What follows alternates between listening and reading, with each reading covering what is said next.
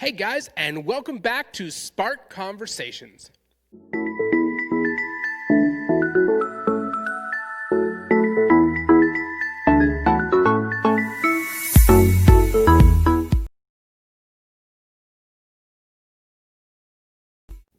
We're really excited to be spending this time with you tonight, even though it's just me. Things are a little bit different at this point. And so we're not really having a conversation as much, but over the past several weeks, we've been receiving a lot of really good questions from you guys. So what we're going to be doing tonight is we're going to address some of those questions you guys have been sending in. There's a lot of great stuff, and if at some point during this you have more questions pop up or you need something explained in a different way or talked about a little bit differently, please just let us know in the comments or send us a message, and we will do our best to get you some more information. And with that said, we're going to start cracking through some of these. There's been some amazing questions that have come in, and I'm excited to tackle some of these with you. Why do we feel pain? Pain is an interesting thing. You see, what pain does is pain lets us know that something is wrong, that something isn't the way it's meant to be. This goes for both physical pain. If you get a broken arm, you feel the pain and you know something's wrong with my arm. If you get a cut, you feel the pain and you know that there's something that's not quite right there. Emotionally, when we feel pain, it's a sign that something is not right. Something is broken. Something has been ripped apart or wrecked. Pain shows us that things are not the way they're meant to be. I've said it like this before. Pain is like a fire alarm. When it goes off loud, and it screams at you that something is not the way it's meant to be, that there's something that needs to be fixed. Now, pain in and of itself is generally not fun, but it can be something that is good. Just like a fire alarm in the middle of the night may wake you up and startle you and just feel like, what's going on? But it can be the thing that saves your life. It can get you out of the house on time before it burns down. And pain in our lives can be very similar. It can show us that something about what we're doing or what we're going through, about where we're headed, is not right. And that pain can lead us to finding safety, to finding better, to finding wholeness. There's a lot of things that we could talk about in this. There's going to be a lot of different questions that come out dealing with this idea of pain. But I want to point to the truth that Jesus is our healer. He came to make right what has been ripped apart and made wrong. Jesus wants to restore you. If you're feeling pain in your life, he wants to be the healer. Now, the thing about pain sometimes is even when we've fixed the problem, the pain doesn't always go away right away. Some things take time to heal from. I recommend leaning into Jesus as the healer. Learn to trust him. Learn to see that he has the best for you. There's a verse that says that he works all things for the good of those who love him. There's this beauty where even in pain, Jesus can use that difficulty, that hardship, that awful feeling, and turn it into something that brings life and hope and goodness. So I want to encourage you, if you're dealing with a lot of pain in your lives, emotional, physical, whatever it is, Jesus is your healer. Lean into him.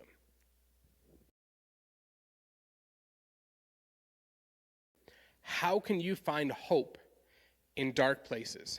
Now, this is a great question because, if we look at our world right now, a lot of people are feeling a lot of weight in their lives. They're feeling a lot of darkness. They're not sure where they're going to find hope in this life. So what do we do when we're in a dark place? How do we find hope in dark places?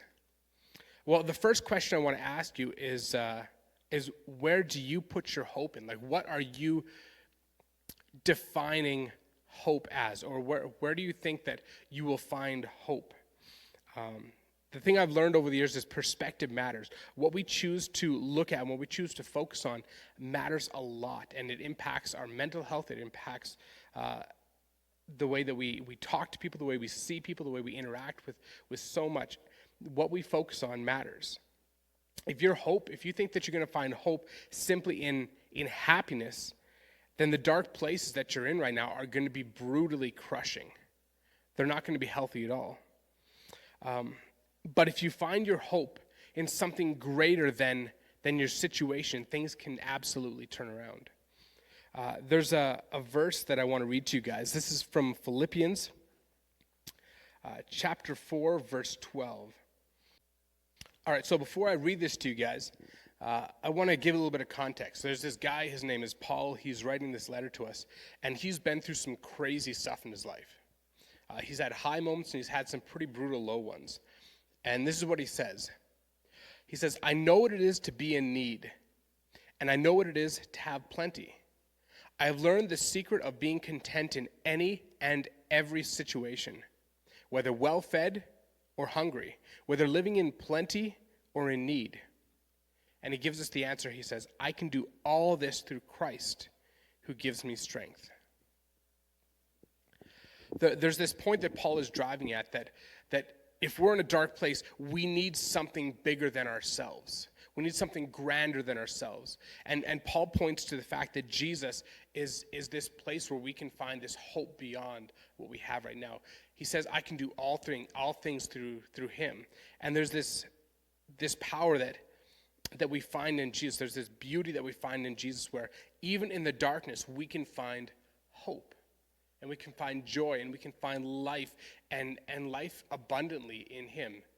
Our hope is not built around our situations. Our joy is not built around our situations, but it's built around who Jesus is and what he's done for us and what he is bringing us to. If all we ever look at is our situation and look at it and be like, I'm not happy right now, everything's going to feel dark. But when we look beyond ourselves, when we look to something greater than ourselves, things can change. This is a good one. It says, what is usually the root of suicide and cutting? This is a big question, guys, and I want to thank you for asking this one. There's no definitive, this is always the reason, but generally, if you go back far enough, the main reason behind suicide and cutting is pain. It's hurt. It's damage. It's something that's not right. There's a lot of different forms of pain, a lot of different causes of this pain. There's a lot of different things that people deal with. But pain is generally at the heart of these two problems. Now, I want to point out that there is a big difference between suicide and cutting. Cutting is not typically a precursor to suicide. Cutting is what people will often use as a way to deal with the pain. You know, they feel a lot of pain, a lot of pressure, a lot of stuff going on, and what cutting does is it brings everything into this moment. All the exterior pain, all the exterior mental anguish and problems that are going on are forgotten in the moment of that physical pain. And then with that cut, there's endorphins released in the brain. There's this offset to the difficulty that the person is feeling. Cutting becomes very addictive because it's a simple way of finding that pain relief. The problem is it's not a solution, it's only a Band-Aid. It's not a real, it doesn't solve the problem, it just takes away the pain for a moment. But the problem with most things that take away the pain for just a moment is it comes right back, and often it comes back with a vengeance. When it comes to cutting, there's a lot of better alternatives. There's a lot of better things that people can invest in and look at that solve this problem of pain.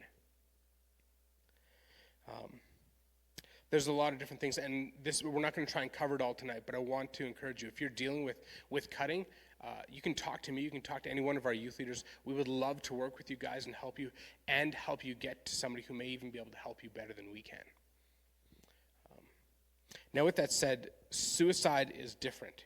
Even though the root cause may be the same, that this pain, suicide is not just looking for a temporary solution to a problem, it's looking for a permanent solution. Suicide is often the answer when people feel so much pain and so much trouble and so much hurt that they can't ever see things getting better. When hope is gone, for a lot of people, suicide becomes the hope, because it means that's the thing that I can do that can end all this hurt completely. The problem is, just kind of like going back to the cutting thing, when you cut, everything zeroes in from all this exterior pain into this one cut. Pain has this ability of making us forget and not see everything else that's going on. And when we're in a lot of pain and people are looking at the idea of suicide, it's the same thing. There's this idea where our pain is making us not be able to see all the good that's in our lives. It's making us not be able to see the people that truly love us. It's making us not be able to see everything that is of value and that we should be fighting for. It just pulls us into this moment of so much pain that we just feel we need an end. Suicide is it's a very difficult situation to work through, because people that generally feel like they're at that point feel like they can't see hope anymore. I've heard it put this way once: suicide is a permanent solution to what is often just a temporary problem. Even though in the moment the pain feels like it is overwhelming and that there is no hope, there's always hope. Things can always be better, and so often they do get better with time. Time and the right kind of people in your lives can change absolutely everything. And so I want to encourage you, if you are at a place where you're looking at suicide as an option, come talk to us. We want to get you connected with people that can genuinely help you work through your pain, because your pain at this point may feel like it is overwhelming and it is the only thing you can see, but there is so much better in life. There's so much better for you. Just hold on. Come talk to us. We would love to work through this with you. All right, guys, I want to thank everybody who sent in questions to us. We've had some amazing questions. Some of these are really deep, and it's awesome to get to work through some of this with you guys. Now, there's a lot of questions that have come in that we didn't even get to touch on, because some of them are so deep, so big, that they deserve far more than just a short explanation. Some of these need to really be talked about and worked through, because there's a lot of tension in some of these questions. And we really appreciate you guys sending those tough questions. We're going to deal with some of those live at Youth in the next couple weeks, which is online, by the way, so tune in. It's going to be a great time.